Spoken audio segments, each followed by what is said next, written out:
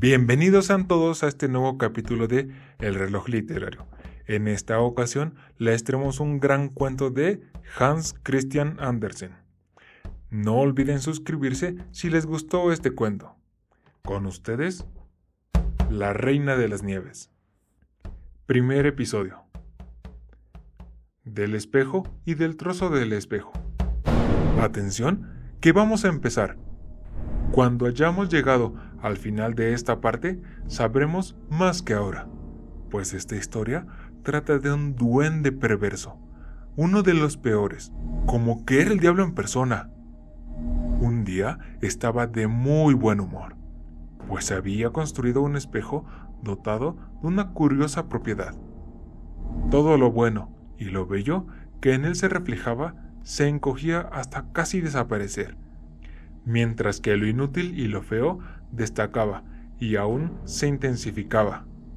Los paisajes más hermosos desaparecían en él como espinacas hervidas, y las personas más virtuosas resultaban repugnantes y se veían en posiciones invertidas, sin tronco y con las caras tan contorsionadas que era imposible reconocerlas. Y si uno tenía una peca, podía tener la certeza de que se le extendería por la boca y la nariz. Era tan divertido, decía el diablo. Si un pensamiento bueno y piadoso pasaba por la mente de una persona, en el espejo se reflejaba una risa sardónica, y el diablo se retorcía de puro regocijo por la ingeniosa invención. ¿Cuántos asistían a la escuela de brujería? Pues mantenía una escuela para duendes.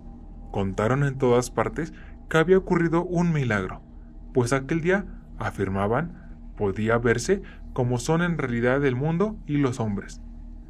Dieron la vuelta al globo con el espejo. Y, finalmente, no quedó ya ni un solo país ni una sola persona que no hubiese aparecido desfigurada en él. Luego quisieron subir al mismo cielo, deseosos de reírse a costa de los ángeles y de Dios nuestro Señor. Cuanto más se elevaba con su espejo, tanto más se ría sarcásticamente, hasta tal punto que a duras penas podían sujetarlo. Siguieron volando y acercándose a Dios y a los ángeles. Y he aquí que el espejo tuvo tal acceso de risa que se soltó de su mano y cayó a la tierra, donde quedó todo roto en 100 millones. ¿Qué digo? En billones de fragmentos y aún más. Y justamente entonces causó más trastornos que antes, pues algunos de los pedazos, del tamaño de un grano de arena, dieron la vuelta al mundo, deteniéndose en sitios donde veían gente, la cual se reflejaba en ellos completamente contrahecha, o bien se limitaban a reproducir solo lo irregular de una cosa, pues cada uno de los minúsculos fragmentos conservaban la misma virtud que el espejo entero. A algunas personas, uno de aquellos pedacitos llegó a metérseles en el corazón, y el resultado fue horrible, pues el corazón se les volvió como un trozo de hielo. Varios pedazos eran del tamaño suficiente para servir de cristales de ventana, pero era muy desagradable mirar a los amigos a través de ellos. Otros fragmentos se emplearon para montar anteojos, y cuando las personas se calaban esos lentes, para bien y con justicia, huelga decían que pasaba. El diablo se reía a reventar, divirtiéndose de lo lindo, pero algunos pedazos diminutos volaron más lejos. Ahora vas a oírlo. Segundo episodio. Un niño y una niña. En la gran ciudad donde viven tantas personas y se alzan tantas casas que no queda sitio para que todos tengan un jardincito, por lo que la mayoría han de contentarse con cultivar flores en macetas. Había 2 niños pobres que tenían un jardín un poquito más grande que un tiesto. No eran hermano y hermana, pero se querían como si lo fueran. Los padres vivían en las buhardillas de 2 casas contiguas. En el punto donde se tocaban los tejados de las casas y el canalón corría entre ellos, se abrió una ventanita en cada uno de los edificios. Bastaba con cruzar el canalón para pasar de una a otra de las ventanas. Los padres de los niños tenían al exterior 2 grandes cajones de madera, en los que plantaban hortalizas para la cocina. En cada uno crecían un pequeño rosal, y muy hermoso por cierto.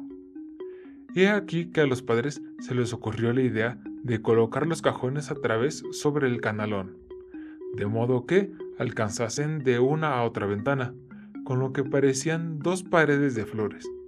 Zarcillos de guisantes colgaban de los cajones, y los rosales habían echado largas ramas, que se curvaban al encuentro una de otra. Era una especie de arco de triunfo de verdor y flores. Como los cajones eran muy altos y los niños sabían que no debían subirse a ellos, a menudo se les daba permiso para visitarse. Entonces, sentados en sus taburetes, bajo las rosas, jugaban en buena paz y armonía. En invierno, aquel placer se interrumpía. Con frecuencia, las ventanas estaban completamente heladas. Entonces los chiquillos calentaban a la estufa monedas de cobre y aplicándolas contra el hielo que cubrían el cristal, despejaban en él una mirilla, detrás de la cual asomaba un ojo cariñoso y dulce, uno en cada ventana. Eran los del niño y la niña, que él se llamaba Carlos y ella Margarita. En verano era fácil pasar de un salto a la casa del otro, pero en invierno había que bajar y subir muchas escaleras, y además nevaba copiosamente en la calle. Es un enjambre de abejas blancas, decía la abuela, que era muy viejecita. ¿Tienen también una reina?, preguntó un día el chiquillo, pues sabían que las abejas de verdad la tenían. «Claro que sí», respondió la abuela. «Vuela en el centro del enjambre, con la más grande, y nunca se posa en el suelo, sino que se vuelve volando a la negra nube. Algunas noches de invierno vuela por las calles de la ciudad y mira al interior de las ventanas. Entonces éstas se hielan de una manera extraña, cubriéndose como de flores». «Sí, ya he visto», exclamaron los niños a dúo. Entonces supieron que aquello era verdad. «¿Y podría entrar aquí la reina de las nieves?», preguntó la muchachita. «Déjala que entre», dijo el pequeño. «La pondré sobre la estufa y se derretirá». Pero la abuela le acarició el cabello y se puso a contar otras historias. Aquella noche, estando Carlitos en su casa medio desnudo, se subió a la silla que había junto a la ventana y miró por el agujerito.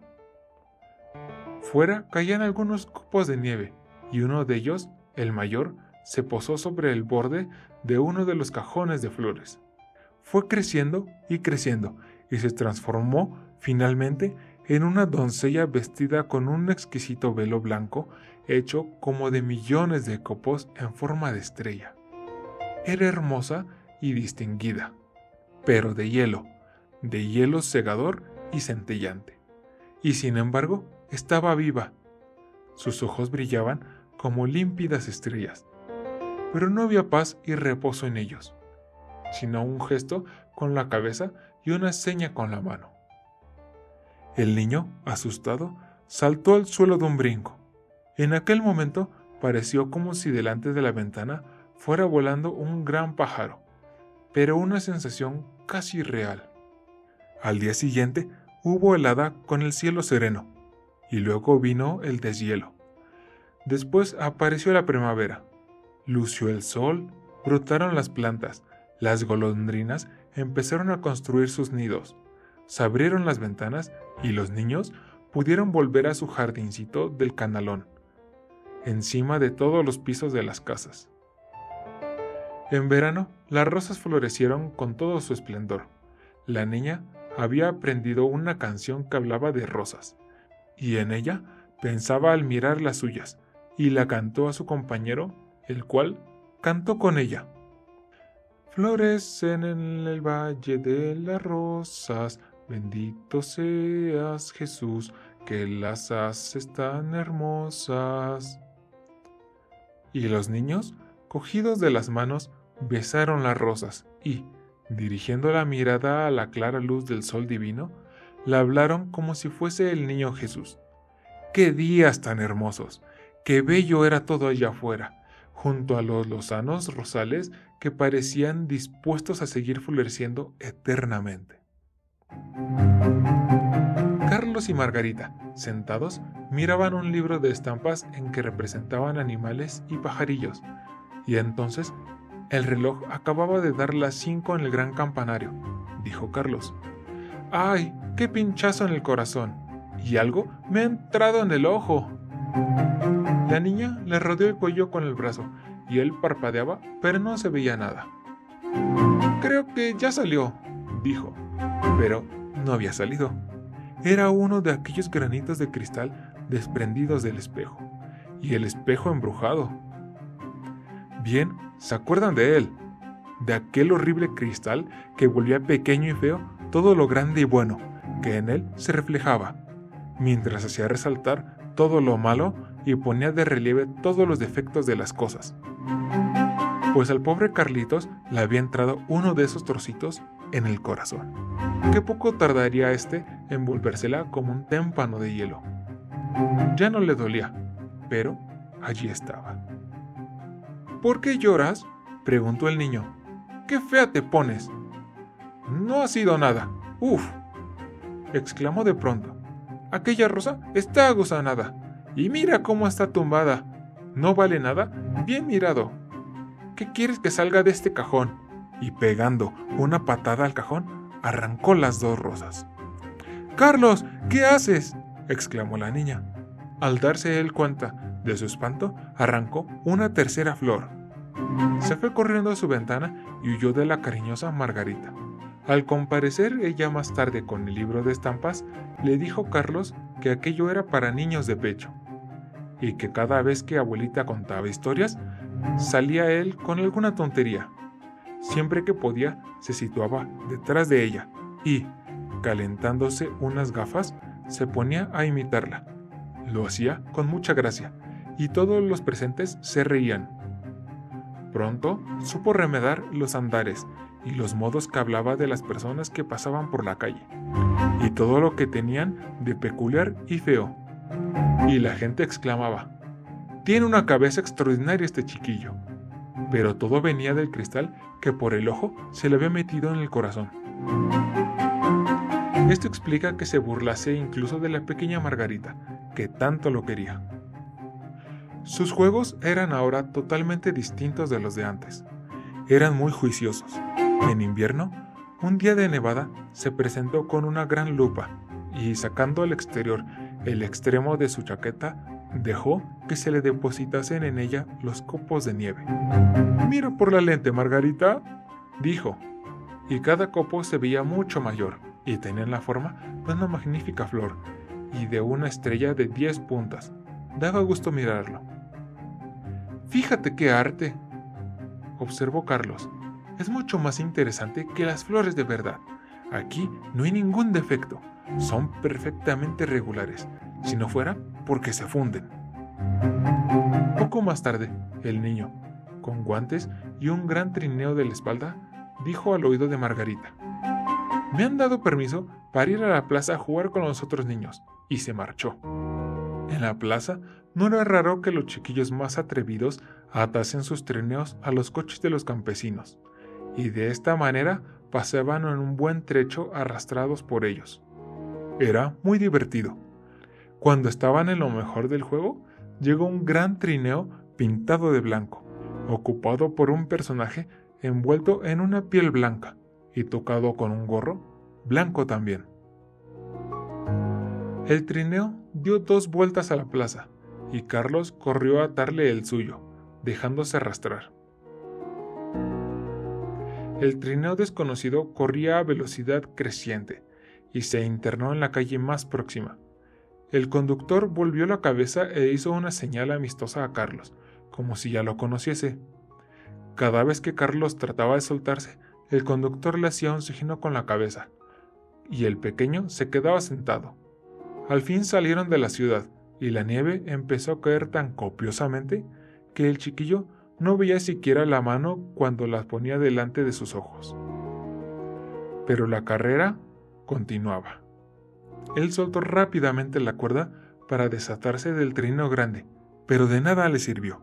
Su pequeño vehículo seguía sujeto y corrían con la velocidad del viento. Se puso a gritar, pero nadie lo oyó. Continuaba nevando intensamente y el trineo volaba, pegando de vez en cuando violentos saltos, como si salvase fosos y setos. Carlos estaba aterrorizado. Quería rezar el Padre Nuestro, pero solo acudían a su memoria la tabla de multiplicar. Los copos de nieve eran cada vez mayores, hasta que, al final, parecían grandes pollos blancos. De repente dieron un salto a un lado. El trineo se detuvo y la persona que lo conducía se incorporó en el asiento. La piel y el gorro eran de pura nieve, y ante los ojos del chiquillo se presentó una señora alta y esbelta, de un blanco resplandeciente. Era la reina de las nieves. «Hemos corrido mucho», dijo, «pero ¡qué frío! ¡Métete en mi piel de oso!». Prosiguió y lo sentó junto a ella en el trineo y lo envolvió en la piel. A él le pareció que se hundía en un torbellino de nieve. «¿Todavía tienes frío?», le preguntó la señora, besándolo en la frente. ¡Oh! Sus labios eran peor que el hielo, y el beso se le entró en el corazón, que ya de suyo estaba medio helado. Tuvo la sensación de que iba a morir, pero no duró más que un instante. Luego se sintió perfectamente y dejó de notar el frío. «¡Mi trineo! ¡No olvides mi trineo!», pensó él de pronto, pero estaba atado a uno de los pollos blancos, el cual echó a volar detrás de ellos con el trineo en la espalda. La reina de las nieves dio otro beso a Carlos, y Margarita, la abuela, y todos los demás se borraron de su memoria. «No te volveré a besar», dijo ella, «pues de lo contrario, te mataría». Carlos la miró. Era muy hermosa. No habría podido imaginar un rostro más inteligente y atractivo. Ya no le parecía de hielo, como antes, cuando le había estado haciendo señas a través de la ventana. A los ojos del niño era perfecta, y no le aspiraba temor alguno. Le contó que sabía hacer cálculo mental, hasta con quebrados, que sabía cuántas millas cuadradas y cuántos habitantes tenía el país. Ella lo estaba escuchando sonriendo, y Carlos empezó a pensar que tal vez no sabía aún bastante, y levantó los ojos al firmamento, y ella emprendió el vuelo con él hacia la negra nube, entre el estrépito de la tempestad. El niño se acordó de una vieja canción. Pasaron volando por encima de las ciudades y lagos, de mares y países. Debajo de ellos aullaban el gélido viento y los lobos, y centellaba la nieve. Y encima volaban las negras y ruidosas cornejas. Pero en lo más alto del cielo brillaba grande y blanca la luna. Y Carlos la estuvo contemplando durante toda la larga noche. Al amanecer se quedó dormido en los pies de la reina de las nieves. Muchas gracias por haber escuchado este cuento de El reloj literario.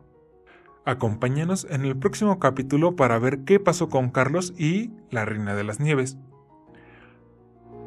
No olviden seguirnos en nuestras redes sociales, en Facebook e Instagram como El Reloj Literario y en Twitter como @literarioreloj. Recuerden, siempre habrá un cuento para cualquier momento. Hasta la próxima.